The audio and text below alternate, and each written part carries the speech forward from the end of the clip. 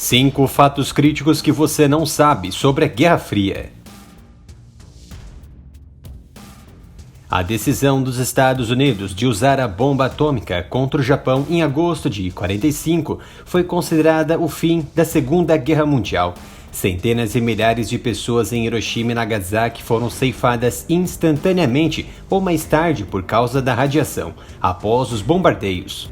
A cidade turística de Yata, na Crimeia, foi o cenário de um encontro histórico de líderes britânicos, americanos e soviéticos, como Winston Churchill, Franklin Roosevelt e Joseph Stalin, em fevereiro de 1945.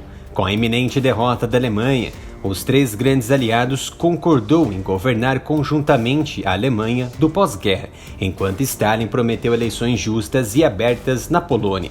O presidente Harry Truman apresentou Winston Churchill no Westminster College em Fulton, no Missouri, em 5 de março de 1946. Em seu discurso, o ex-primeiro-ministro britânico declarou: "De Stettin no Báltico a Trieste no Adriático, com uma cortina de ferro desceu através do continente." O fim da Segunda Guerra Mundial preparou o cenário para a luta entre o comunismo e o capitalismo, que opôs o Oriente contra o Ocidente e levou o mundo à beira da guerra nuclear. Em 1947, o secretário de Estado dos Estados Unidos, George Marshall, propôs um grande programa de ajuda para reconstruir a Europa após a devastação da Segunda Guerra Mundial. Quase 13 bilhões de dólares em ajuda dos Estados Unidos foram enviados para a Europa de 48 a 1952 sob o Plano Marshall, mas a União Soviética e a Europa Oriental Comunista recusaram a ajuda dos americanos, citando escravidão do dólar. A Guerra Fria durou do final da Segunda Guerra Mundial até a queda da União Soviética em 91. No entanto, essa guerra atingiu seu auge na década de 60, a década em que a crise dos mísseis cubanos se desenrolou. Os Yankees entraram na Guerra do Vietnã para lutar contra as forças comunas e o presidente John Kennedy enviou uma equipe de exilados cubanos à Baía dos Porcos, em Cuba, para tentar derrubar o líder Castro, o que incluiu operações de demolidores navais infiltrados pelos tubos e torpedos de submarinos americanos. Muitos ouvem histórias e fatos da Guerra Fria, mas poucos sabem dos reais eventos que ocorreram por trás, e o canal Área Militar tem a exclusividade de trazer à tona os cenários ocultos que poucos têm ciência. O primeiro fato ocultado do público veio das atividades de espionagem. Os Estados Unidos concediam horas de voo com aviões espiões, como Lockheed U-2, sobre o espaço aéreo exclusivo da União Soviética, para reconhecer, capturar e vigiar se os soviéticos estavam direcionando mísseis para a América. A CIA disse ao presidente Dwight Eisenhower que sua aeronave sofisticada, que atingia altitudes de até 70 mil pés, não poderia ser abatida. Mas em 1º de maio de 1960, o piloto do U-2, Francis Gary Powers, desapareceu sem explicação em um voo sobre a Grande Rússia. O oficial Powers teve sua aeronave abatida por um míssil terra-ar soviético e posteriormente capturado. O líder soviético Nikita Khrushchev fez dos destroços uma exibição pública. O presidente americano Eisenhower se tornou manchete mundial e símbolo da humilhação, e foi forçado a admitir que a nação havia, de fato, cometido espionagem. Já em 20 de setembro de 1960, Fidel Castro e Khrushchev se encontraram pela primeira vez. 3 dias depois, Khrushchev visitou as Nações Unidas, em 23 de setembro. O segundo fato interessante surgiu após o líder soviético, que acreditava que o comunismo era o futuro e que a América precisava ser contida, ameaçou enterrar a América durante discurso à Assembleia Geral da ONU, na presença de dezenas de autoridades. No início do governo de Kennedy, muitos diziam que o presidente estava acovardado diante dos inúmeros relatos da aproximação bélica nuclear soviética do continente americano.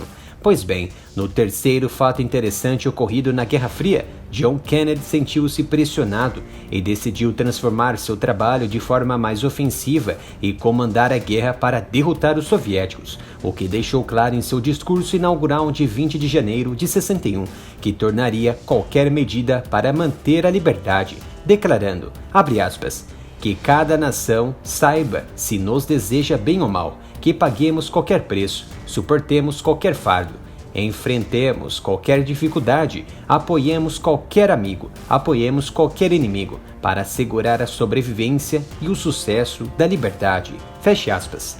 A liberdade tem um custo, e o quarto fato da guerra mostrava que os americanos temiam por suas vidas, principalmente com a corrida espacial, quando o piloto soviético Yuri Gagarin se tornou a primeira pessoa a entrar no espaço sideral em 12 de abril de 1961, orbitando a Terra em 1 hora e 48 minutos. Os americanos temeram que os Estados Unidos não pudessem mais proteger seu povo.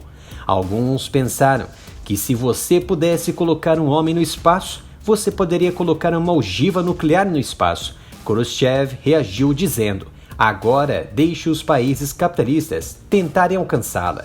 Por fim, os anos 60 trouxeram o pior momento da história americana na modernidade. Os americanos nunca sentiram na pele o temor iminente de um ataque nuclear sem precedente, como naquela época. O último fato da Guerra Fria se passou com a crise dos mísseis em Cuba, mas talvez nunca souberam que um campo de futebol no país caribenho quase eclodiu a Terceira Guerra Mundial.